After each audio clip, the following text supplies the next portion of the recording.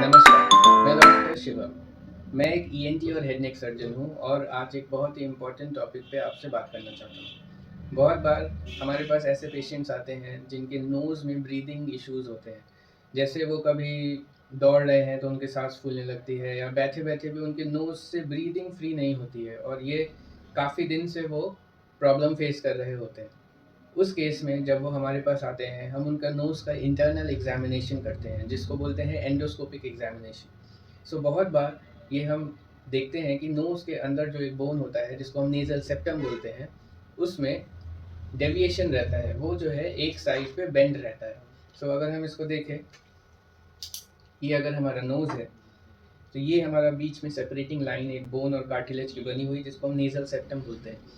सो ये nasal septum straight होना चाहिए या ऑलमोस्ट स्ट्रेट, बट बहुत बार ये ग्रॉसली डेविएटेड रहता है एक साइड में, राइट और लेफ्ट। एंड इसके कारण से ये जो नॉर्मल एयर होता है हमारे नोज़ में नहीं घुस पाता और साइनसेस को एयरेट नहीं कर पाता।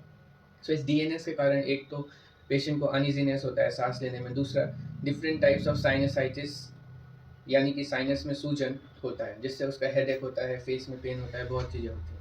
सो इसको करेक्ट करने के लिए हमारे पास एक बहुत ही एडवांस टेक्नीक है जिसको हम बोलते हैं एंडोस्कोपिक सेप्टोप्लास्टी।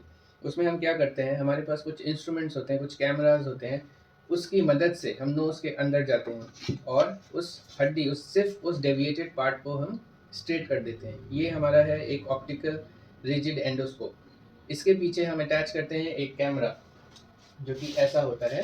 ये कैमरा इसमें अटैच होता है, इसके नीचे एक लाइट सोर्स होता है और फिर हम इसको नोज़ के अंदर ले जाते हैं। जैसे कि लैप्रोस्कोपिक ऑपरेशंस में कैमरे के माध्यम से